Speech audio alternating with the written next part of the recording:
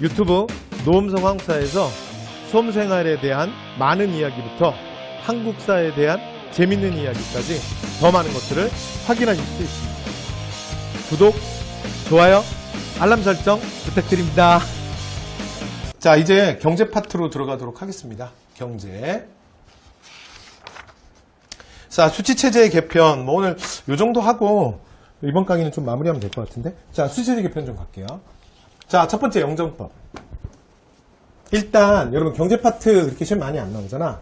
영정법 많이 안 나와요. 가볍게 봅시다. 자, 얘는 이제 어떻게 되는 거냐면 얘는 이렇게 되는 거예요. 이게 일단 시간, 인조. 됐죠? 네, 그래서 조선 후기 인조 빼고요. 내용은 이거예요. 풍용에 관계없이 1결당 4도에서 6도만 납부하는 거예요. 끝. 다시. 영정이 무슨 뜻이냐면 잘 생각해봐요.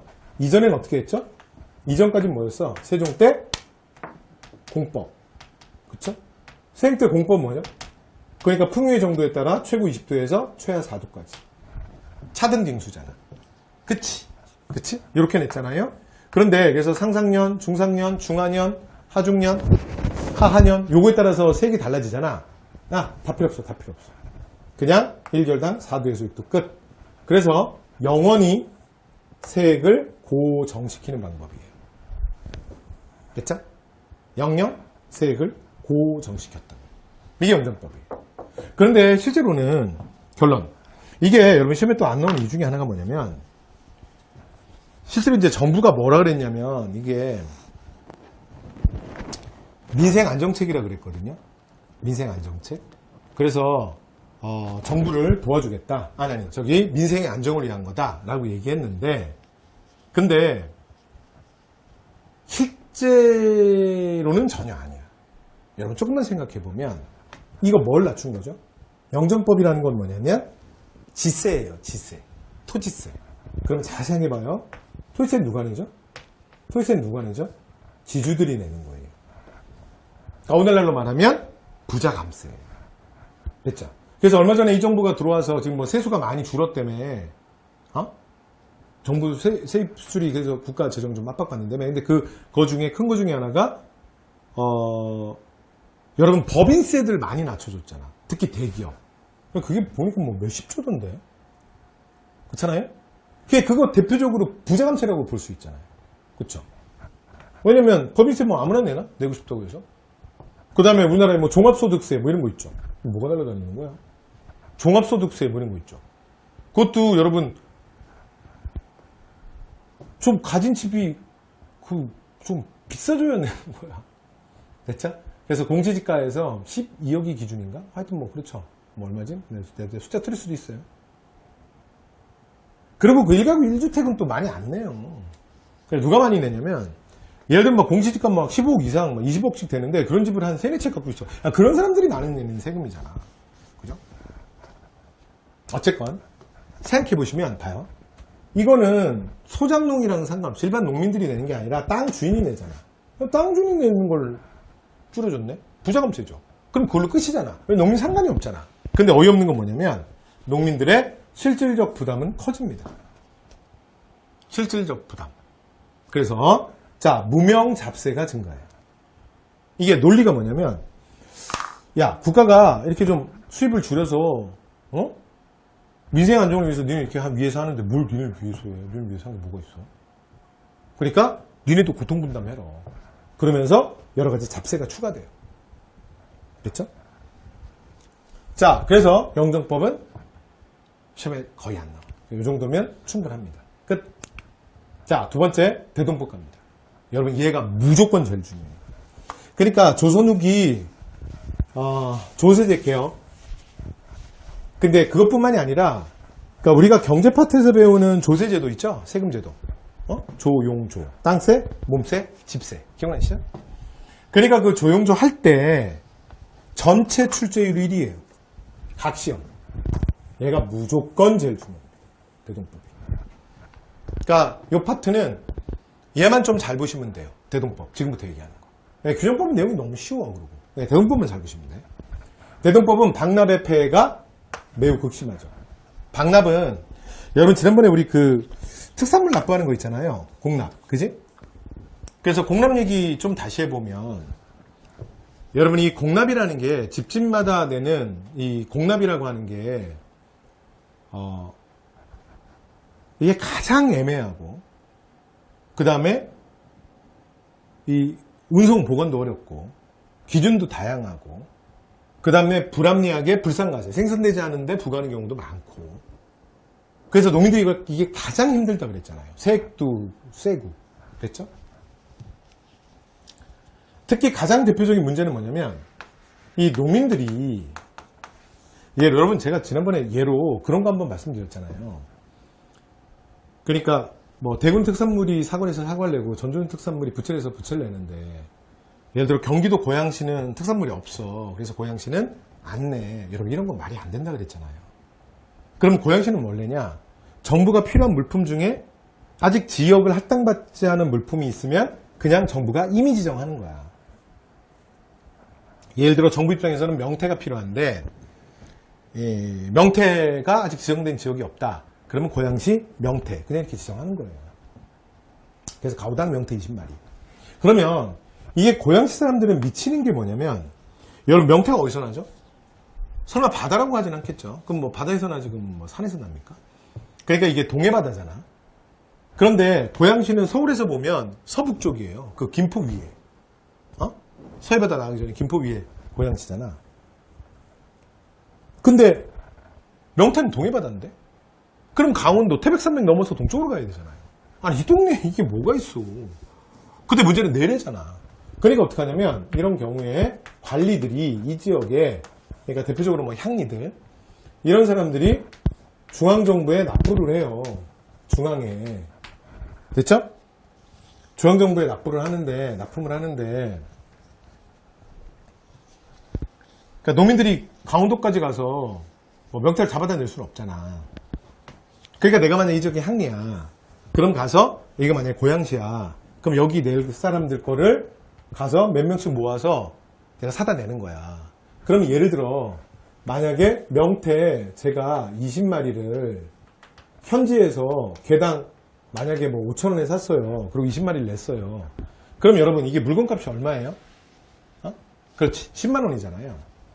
그래서 만약에 10만 원 냈다고 해봐요. 내가 대신. 근데 문제는 이거야. 그래서 이렇게 관리가 대신 내는 걸 뭐라 그러냐면 대납이라 그래요. 대납. 근데 문제는 그래서 내가 10가구 걸 대신 납부해줬다, 20가구 걸 대신 납부해줬다, 뭐 30가구, 뭐 50가구를 대신 납부해줬다. 좋아. 그러면 한 가구당 내가 하여튼 10만원어치씩 대납을 한 거죠. 그럼 제가 여러분 고양시에 이 집에 가서 얼마를 받을까요? 여러분 설마 10만원이라고 그러면 안 되지. 이거는 물건값만 10만원이고 내가 강원도 왔다 갔다 해서 내 교통비도 있고 뭐 숙박비도 있고 그 다음에 내 노동력도 들어갔잖아. 내가 얼마를 받겠어요? 얼마 받겠어요? 20만원? 30만원? 50만원? 여러분 저는 그렇게 호구가 아니에요. 그렇게 뭐 천사가 아니야. 여러분 대납가는 50배 100배부터가 시작이에요. 기본. 그러니까 지금 이거 10만원 냈죠? 그런데 여기 특정 농민한테 가서 내가 얼마 받아가는 거야? 1000만원. 여러분 이해되세요? 아무리 고양시 사람들이 명태가 잡히는 동네는 아니지만 바보야? 명태 20마리에 1000만원이라는 게 말이 돼요? 그렇잖아요? 그러니까 근데 문제는 뭐냐면 공무원이랑 농민이랑 싸우잖아? 예를 들어 내가 국세청 공무원이야. 그 농민 따위가 나랑 싸워서 이길 것 같아? 무조건 내가 이기는 거야. 그럼 이건 누가 정해? 내가 정하는 거야. 제가 무슨 말씀 드리는지 아시겠죠? 자, 그래서 관리가 내라면 까라면 까야지. 그래서 어떻게 하는 거예요? 1000만원 내는 거예요. 완전 당한 거죠. 근데 여러분 이게 문제가 이제부터가 진짜야. 왜냐면 이 세금은 매년 내는 세금이거든요. 매년. 그래서 올해는 그렇게 내가 1000만원 냈다 치자. 내년에는 어떻게 할 거야? 내후년에는 어떻게 할 거냐? 이해되시죠? 그러니까 올해는 내가 몰라서 당했지만 다음에 또 당하겠어? 여러분 지금 이게 동해바다가 문제야? 나 알래스카라도 가야 되는 거 아니야? 그래서 어떻게 하냐면 잘 보세요. 농민이 중앙관청에 직접 납부합니다. 그런데 중요한 건 절대 안 돼요. 절대 안 돼요. 자, 그래서 절대 낼 수 없게 막아버려요. 그래서 이름이 방납입니다. 이 방자가 뭐냐면 막을 방자예요. 그래서 우리가 방수, 방어, 방위 이런 말 쓰잖아요. 그렇죠? 그래서 공납 납부를 관리가 막아버려요. 왜냐면 이 사람을 통하지 않으면 이 사람이 내죠. 그러면 중앙에서 무조건 하자 내는 거예요. 무조건 퇴짜예요. 그죠? 절대 안 받아. 그러면 지금 나를 제끼고 이거 내려고 시도했지? 그 얘는 찍힌 거야. 그래서 너는 이제 올해는 내가 50배로 봐주려고 그랬는데 넌 무조건 100배. 안 되겠다. 너는 120배다. 그래서 1000만 원이 아니라 너 올해부터 1200만 원. 이렇게 되는 거예요. 이게 박납의 폐단이에요. 그래서 16세기에 이 박납의 폐해가 가장 극심했어요. 그러니까 조선의 조세 제도 중에 제일 먼저 무너진 게 얘야. 가장 말도 많고 탈도 많은 거야. 여기까지 됐죠? 자, 그래서 결국 이 문제에 대해서 16세기부터 이미 여러 가지 논의들이 있었죠. 이걸로 이제 백성들이 너무 고통을 받으니 여러분 요의견 앞에서 했는데 혹시 기억나세요? 쌀로 걷자라는 수미법을 조광조가 최초로 얘기하죠. 그리고 그 이에 유송용 이런 사람들도 쌀로 걷자. 왜냐면 이걸로 고통받는 농민들이 너무 많으니까 뭐 이런 얘기를 합니다. 그 수미법의 최종 업그레이드 버전이 대동법이에요. 대동법. 그래서 대동법은 이렇게 되는 거야. 그러니까 각 지역별로 현물로 납부하던 공납을. 근데 사실은 이 부분이 되게 중요하거든요. 원래는 집집마다 내는 집세였잖아요. 근데 기준을 바꿉니다. 부과의 기준을 토지 결수로 바꿔요. 그래서 토지에 따라서 쌀, 면포, 삼배, 동전. 됐죠?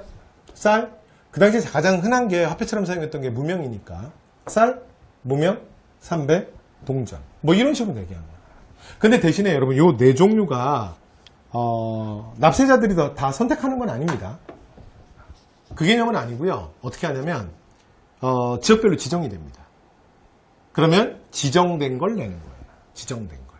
그래서 예를 들어 제가 강원도 강릉에 살잖아요. 그러면 그 강원도의 동쪽, 강원도 쪽은 삼배입니다. 삼배 납부지역이에요. 그 다음 만약에 누구는 전라도 나주에 살아. 그러면 거기는 쌀 납부지역이에요. 그 다음에 또 어떤 사람은 황해도 해주에 살아.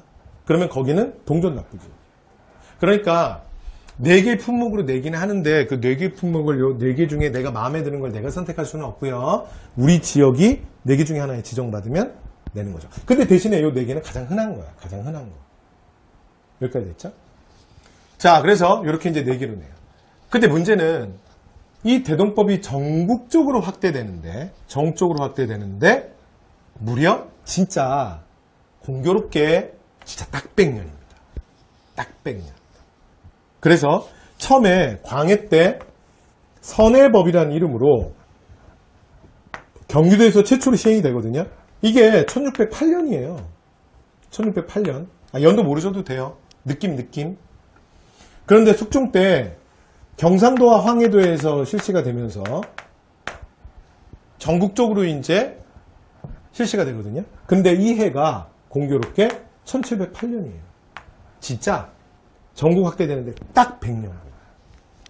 여러분 이 말이 어려워? 아니 현물 내지 말고 현물이 훨씬 복잡하잖아. 쌀, 삼배, 목면, 동전 중에 4개 중에 지정되는 거 그걸로 내. 이게 어렵냐고. 됐죠? 근데 이게 무슨 100년이나 걸릴 일이야. 왜 그러냐면 부과 대상이 뭐로 바뀌었어? 토지로 바뀌어서 그래요. 토지로. 그래서 이것 때문에 누가 엄청나게 반발했던 거야? 양반 지주의 반발이 컸던 거예요. 그래서 양반 지주들의 반발을 무마시키기 위해서 무마시키는데 사실은 무려 100년이나 걸린 거예요. 그래서 종초로 확대되는데 이렇게 무려 100년이나. 그렇죠? 기억하셔야 됩니다. 자, 그 다음에 세액은 어떻게 되냐면 이렇게 돼요. 토지 1결당 봐요. 그래서 원래 공납이라는 건 여러분 이렇게 되는 거잖아요. 이거 집세잖아, 집세. 기억나시죠? 집집마다. 그래서 대동법이 공납이라는 게 다른 세금보다 농민들이 정말 힘들었던 이유가 뭐냐면 사실은 재산의 정도를 고려하지 않거든요. 그냥 집집마다 무차별 부과야. 그러니까 예를 들어 만약에 갑이라는 사람이 있고 을이라는 사람이 있어. 근데 갑은 소작농이야. 땅이 하나도 없어요. 그럼 이 말을 제가 하는 이유는 그건 가난하다는 얘기잖아. 그쵸? 그런데 을은 예를 들어 대토지 소유자야. 그죠? 그러니까 예를 들어 이 사람이 토지가 30개월이 있어요. 30개월. 그럼 이게 이제 부의 부자고 오늘날 우리 표현으로 해서 이 사람은 경제적으로 좀 힘들죠. 근데 세금에서 고려해 주지 않아요. 어떻게 하냐면 가구당 똑같이 매기는 거예요. 해볼게요. 명태 20마리, 명태 20마리 똑같이 매기는 거예요. 그래서 일반 농민한테는 이 공납이라는 게 세액에서도 굉장히 부담스러운 세액이었어요. 근데 거기다가 아까 얘기했지만 관리들의 비리까지 막 대납하고 그 다음에 대납거로 막 50배씩 뜯어가고 막 20배씩 뜯어가고 막 이러잖아요. 농민 진짜 미치는 거지. 그죠? 그런데 대동법이 실시되면 이렇게 되죠. 이게 결당 12두라 그랬죠. 그럼 이 사람은 봐요. 토지가 0결이잖아. 그럼 빵 곱하기 12를 하면 얼마야? 얼마긴 빵이지. 여기서 왜 0이에요? 그럼 도와드릴 수 없어요. 그 다음에 30개월 곱하기 12를 하면 이거 어떻게 되는 거야? 여러분 이거 360두잖아. 360두. 그러니까 을 같은 대토지 소유자는 360두. 갑은 빵원. 이거 세금 하나도 안 내잖아요. 빵. 됐죠. 그러니까 여러분 양반 지들이 가만히 있겠냐고. 그러니까 아까 영전법 같은 경우는 가만히 있었겠죠. 왜냐면 그건 부자감세였잖아. 근데 얘는 세액이 제법 커요. 여러분 영전법하에서 아까 1개월당 4두에서 6두 뭐 그 사이로 보통 걷거든요. 4대 6두 이게 이제 교과서 표현이에요. 근데 여러분 이거 2배에서 3배잖아. 이게 토지세네 이게. 그죠? 그러니까 세액도 이게 짱짱해요. 되죠? 그래서 농민들이 부담스러워한 거지. 자, 그래서 아니 지들이 특히 더 길게 뛴 거예요. 그래서 전국 확대하는데 이 반발이 컸기 때문에 100년이나 걸려요. 그 다음에 운영은 선의청이나 관청을 따로 만듭니다. 요거 하나 기억하셔야 돼요. 선의청 보이면 무조건 대동법이에요. 이게 왜 이름이 선의청이냐면 처음에 경기도에서 시범적으로 운행할 때 이 법 이름이 선의법이었거든요. 그래서 관할관청이 선의법이에요. 아니 선의청이에요. 경기도에서 최초로 시행하고 그다음에 여러분 요건 기억하셔야 돼요. 이게 누구의 건의야? 조선 최고의 명제사 오리 이원익의 건의예요. 당시에 영의정이야. 그래서 이원익의 건의로 그러니까 대동법이 실시가 됩니다. 자, 그다음에 인조 때는 좀 생뚱맞아요. 인조 때는 좀 생뚱맞게 어디로 가냐면 강원도로 빠집니다. 됐죠? 뭐 강원도에 뭐 해강 얼마나 있다고? 응? 그래서 논으로 뭐 분류돼 있고 막 이런 땅들. 그다음에 효종 때 김육의 건의로 그러니까 조선의 또 한 명의 명제상이죠. 김육. 그래서 김육의 건의로 충청 전라에서 시행이 돼요. 원래 이때 경상도까지 가야 되는데 삼남지방에서 경상도가 원래 이게 토착 이게 제일 세거든. 그래서 거긴 못 가. 그래서 충청 전라를 먼저 가고요. 그 다음에 마지막에 숙종 때 경상도와 황유도 문제를 해결합니다. 됐죠? 자 이렇게 해서 자 숙종 때 전국적으로 시행이 된다. 무려 몇 년 걸린다? 100년. 됐죠? 자 결과. 여러분 대동법이 정말 중요한 이유는 이 결과 때문에도 정말 중요하죠. 그러니까 조금 전에 제가 말씀드렸던 그 방납의 폐단을 대동법이 해결을 하잖아요. 그러니까 지주들이 이제 자기 토지에 대해서 내는 세금으로 그러니까 토지세처럼 바뀌는 거잖아. 그렇지? 그런데 그것뿐만이 아니라 대동법이 정말 조선 후기 경제제도에서 제일 중요한 건 대동법이 실시되면서 나머지 경제 파트의 변화를 이끌어내요. 그래서 대동법이 중요한 거예요. 자, 시작합니다. 첫 번째, 공인. 여러분, 공인은 뭐냐면요. 그러니까 이제 국가에서 예전에는 실제로 필요한 물품을 지역으로 다 할당을 했잖아요. 그러니까 예를 들어 뭐 명태가 필요하다. 그럼 명태 저기다 지정을 하잖아. 그 다음에 뭐 닭이 필요하다. 그러면 어떤 특산 뭐 어떤 지역에 뭐 오골계가 유명하대더라. 그럼 그 오골계 지정하잖아요. 그 다음에 종이, 뭐 부채, 먹 이게 다 지정하잖아. 그래서 그 물품들이 올라오잖아요. 근데 이제는 여러분 뭐밖에 안 올라와? 쌀, 삼배, 그러니까 면포, 동전밖에 안 올라오잖아요. 그렇죠? 그래서 그걸 가지고 어떻게 하는 거야? 돈을 지불해서 필요한 물품을 납분을 받는 거야. 됐죠? 그러면서 국가를 상대로 하는 대상인이 출연하거든요. 그게 공인이에요. 그러니까 여러분 생각해 보세요. 대한민국 전관공서에 아니 모니터를 납부하는 회사가 있다고 생각해봐. 여러분 이게 조그마한 회사겠어요? 아니 최소 대한민국 전체 공무원들이 자기 앞에 모니터가 하나씩은 있어야 되지 않을까? 그래야 이 일이 가능하지 않을까요? 그 모니터 개수가 얼마겠어요? 어마어마하겠죠. 그렇죠? 이런 게 뭐 어디서 듣도 보도 못한 조그만한 무슨 나래전자 뭐 이런 회사에서 모니터를 다 납품하고 그러진 않겠죠. 그래서 대상인 국가에 납부하는 공인이 출연하게 돼요. 그 다음에 이제 또 하나 중요한 건 이 공인들이 국가에 좋은 물품을 납부하기 위해서 전국을 들쑤시고 다녀요. 왜냐면 상인들은 싼 값에 좋은 물건을 받아서 납부하는 게 가장 중요하잖아. 그래서 이익을 극대화시켜야 될 거 아니야. 그쵸? 그래서 이 공인들이 전국을 들쑤시고 다니면서 상품화폐 경제. 됐죠? 상품화폐 경제가 발달하는 촉매제 역할을 합니다. 됐죠? 그 다음, 부담은 경감하고요. 그 다음에 양반지들의 부담이 커졌죠. 농민의 부담은 감소하고 국가재정 확보에 확실히 도움이 되겠지. 왜냐면 세금을 많이 올렸거든. 왜냐면 모두가 내는 세금이니까 많이 세금을 못 올리다가 이제는 가난한 사람들은 조금 내고 부자가 많이 내도 되니까 세금을 올릴 수 있었던 거예요. 이 무슨 말인지 이해되시죠? 그 다음 공납이 이거 원래 집세잖아. 집세. 여러분 이제 공납은 집세잖아요. 앞에서 얘기했죠? 세금은 땅세, 집세, 몸세였잖아. 근데 보세요. 전세. 토지세처럼 됐잖아. 집세 개념이 거의 없어졌네. 그냥 토지세가 됐죠. 그 다음에 두 번째 교환의 경제가 활성화되죠.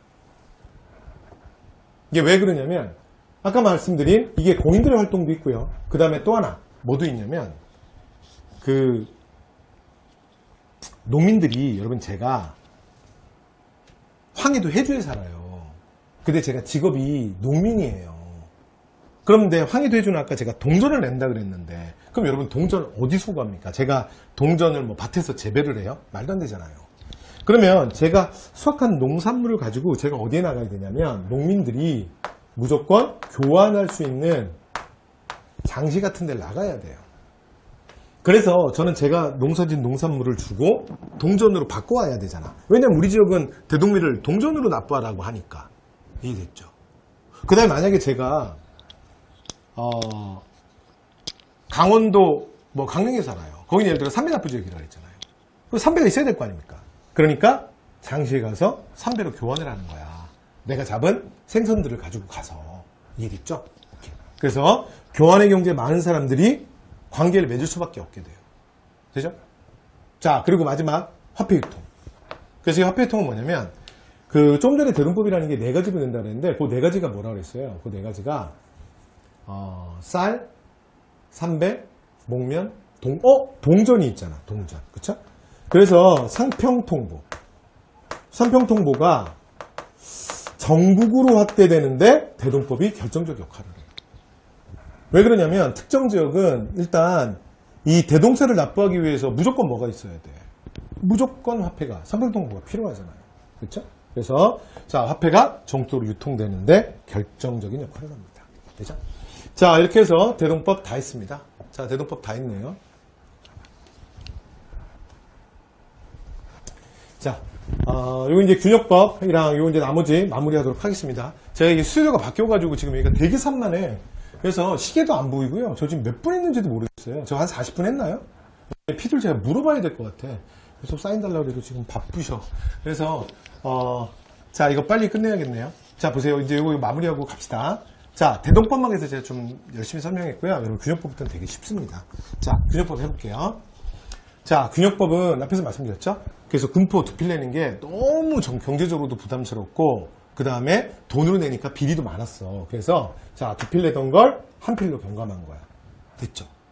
근데 이거 진짜 시장의 기대에 미치지 못하는 김 빠진 격이야. 원래 영조가 그런 식이야. 됐죠? 그냥 대충. 그렇죠? 정치권에서 그냥 주고받고 막 이러면서. 그죠? 원래 이렇게 한다고. 그래서 실제로는 이게 여전히 문제가 많이 남아요. 됐죠? 나중에 삼질문란기 또 할게요. 근데 이제 문제는 이게 국방비를 줄였잖아요. 어쨌건 국방비의 총액이 줄었잖아. 그래서 요 부족분을 보충하는 거야. 요것만 챙기시면 돼. 첫 번째, 지주에게 1결당 2두씩을 추가로 또 걷어요. 됐죠? 두 번째, 자, 선무군관이라 그래서 그러니까 이게 명예직이거든요. 그러니까 특정한 사람을 선무군관이라고 이렇게 임명을 해주고 일부 상류층을, 물론 양반은 당연히 아니겠죠. 상류층, 그러니까 농민 중에서 좀 산다. 그럼 이제 선문관리는 명의지를 줘. 그리고, 야, 너 대신에 1년에 한 필씩 더 내라. 한 필씩을 더 받아. 이게 선무군과 토예요. 자, 그 다음, 선박세, 여장세, 염세. 이게 원래 공방이나 지방 관청에서 이렇게 가져갔던 세금이었는데, 요것도, 그러니까 국방비로 돌려요. 그래서 균역청에서, 여기 균역청이 이제 요 군포 관리하는 관청이거든요. 여기서 관할합니다. 됐죠? 자, 이게 뭐다? 균역법이. 그러니까 균역법은 뭐냐면, 그러니까 두 필 내던 걸 한 필로 줄이고, 됐죠? 그리고 나머지 국방비가 무조건 줄면 안 되잖아. 그러니까 딴 데서 재정을 좀 땡겨오는 거야, 국방비로. 그죠? 자, 이게 뭐라고요? 균역법. 끝. 자, 농민의 부담이 일시적으로 감소했지만, 자, 결작이, 자, 농민에게, 그러니까 나중에 이 결작을 지주가 내는데, 지주가, 그냥 이걸 소장님한테 전가시켜버려. 그러니까 다 농민 부담으로 다시 넘어왔네? 그치? 이게 뭐야? 자, 이게 균역법입니다. 자, 이제 마지막 얘기할게요. 삼정의 문란하고 오늘 마무리하겠습니다. 삼정의 문란은, 결론은 뭐냐면, 이게 총액제예요, 총액제. 그러니까, 농민들이, 19세기에 밀란이 일어나는 가장 큰 이유. 이게 삼정의 문란이에요. 우리가 19세기 세도정치도 했잖아요. 삼정의 문란 앞에서 계속 얘기했죠. 그게 이거야. 자, 요 얘기하고 마무리합시다. 자, 삼정은 이렇게 되는 거예요. 전정, 토지세, 군정, 군포. 그 다음에 이게 진짜 어이없는데, 환곡. 환곡은 뭐냐면, 환정. 이게 무슨 말이냐면, 농민 구일제도인데, 이게 세금이 한국이 됐죠. 어이없죠. 그래서 19세기에 이게 농민들을 제일 열받게 했던 거예요. 그러니까 농협에서, 오늘날 말이야. 우리나라 농협이 그렇다는 얘기가 아니야. 그러니까 농민들의 영농활동을 도와주라고 사실은 이게 만든 기구인데, 농협이 제일 앞장서서 뭐 하냐면, 농민들한테 고리대 사업하는 거예요. 됐죠? 그러니까, 농민들이 안 받겠냐고. 전정은, 보세요. 전세. 그러니까 이게 토지세잖아요. 그렇죠? 근데 이걸 어떻게 하냐면, 이게 원래 군포에서 맨 처음 시작됐는데, 군포.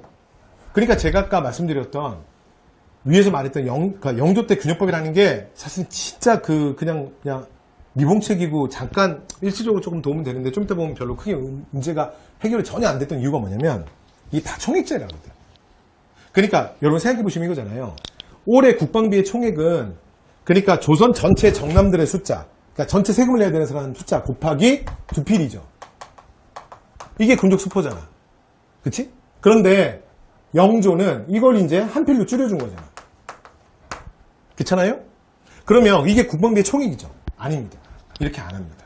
조선 후기에 그러니까 가장 농민을 미치게 했던 게 다 총액제예요. 총액은 뭐냐면 이렇게 하는 게 아니라 이게 말만 이렇죠. 실제로는 정부가 전국의 정남 이제 세금을 내야 되는 정남 숫자가 몇 명인지 알지도 못해. 그럼 어떻게 하냐? 올해 국방비의 총액을 그냥 정부가 정해. 올해 국방비의 총액이 8천억이다. 그럼 그냥 때리는 거야. 8천억. 됐죠? 그럼 조선이 8도지. 그럼 n분의 1이야. 도당 1,000억. 그럼 한도에 예를 들어 9년의 숫자가 44개다. 그럼 다시 42분의 1, 44분의 1 이렇게. 그 다음에 그 한 도시 안에 고을이 예를 들어 24개다. 그럼 다시 24분의 1 이렇게 되는 거예요. 그래서 예를 들어 우리 고을에 양인 정남의 숫자가 만약에 76명이야. 그러면 여러분 이게 만약에 두 필씩을 낸다 치면 군족 수포에 의하면 이게 어떻게 되는 거예요? 152필? 뭐 대충 이렇게 되는 거죠. 근데 그게 아니라 n분의 1, n분의 1, n분의 1을 하니까 실제로는 어떻게 되냐면 이게 152필이 아니라 뭐 예를 들어 뭐 199필 뭐 이렇게 되는 거예요. 됐죠? 또는 뭐 230필 뭐 이렇게 되는 거야. 또 나중에 심해지면 530필 뭐 이렇게 되는 거예요. 그럼 여러분 한 명당 내야 되는 게 두 필이 아니잖아요. 맞죠? 이렇게 된다. 이게 됐죠? 왜냐면 n분의 1로 가니까. 이게 뭐야? 이걸 군총제라고 그래요. 전부 총액제, 전부 총액. 거기다가 76명이 예를 들어 이번에 올해 내야 될 세액이 만약에 580필이야. 헷갈리지? 76을 580을 76으로 나누면 어떻게 되죠? 헷갈리죠? 그래서 어떻게 하냐면 그냥 760필이에요. 그럼 계산하기 좋잖아. 한 필당, 한 명당 10필. 두 필이 아니다. 그런데 그럼 이거 봐봐. 이거 차익은 뭐야? 차익은 수고한 나를 위해. 이 됐죠? 내 몫이야. 이거. 그러니까 이런 식으로 엄청나게 필이.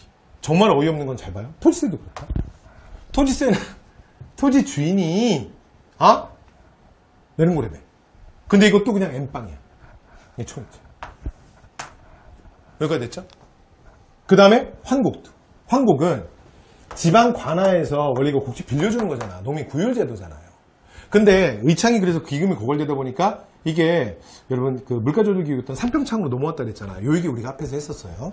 그러면서 총액이 없어지면 안 되니까 이자를 받았다 그랬잖아. 왜냐면 감소되는 분이 있을 수 있으니까 그 기금을 계속 채워야 되니까. 그런데 문제는 요거 이자가 처음부터 고리되었어. 이거는 여러분 정부 자체가 아예 처음부터 이렇게 했어. 그 다음에 더 끝내주는 건 여기에도 총액제로 갖다 때려. 그러니까 환곡이 원래 농민 구율제도인데 그냥 세금의 하나의 항목이 되는 거야. 그래서 각 지역별로 그냥 농협마다 다 때리는 거야. 그럼 농협이 농민들한테 뭐 빌려주건 안 빌려주건 어떻게 하건 무조건 이 금액을 채워서 종을 올려야 돼. 농민들 미치게 하죠. 그래서 19세기에 밀란이 일어날 때 농민들 가장 열받게 했던 게 황곡의 폐단이었습니다. 됐죠? 자, 이렇게 해서 이걸 뭐라 그런다? 삼정의 문란이라 그러고요. 그리고 우리 지난 시간에 여러분 세도 정치할 때 설정 기억나? 이거 다음 시간에 4배스 할 때 또 나올 거예요. 설정 때 보면 그래서 이 삼정의 문란을 시정하기 위해서 삼정이정청이라는 기구를 만든다 그랬잖아요. 바로 요런 문제들이었습니다. 됐죠? 자, 이렇게 해서 조선 후기 자 국가경제 경제제도에 대한 말씀까지 말씀 다 드렸습니다. 말씀 다 드렸고요. 자, 그다음에 상품화폐 경제 발달이랑 나머지 이제 근대태동기 사회는 다음 강의에서 계속 이어가도록 하겠습니다. 자, 여러분 수고 많이 하셨습니다.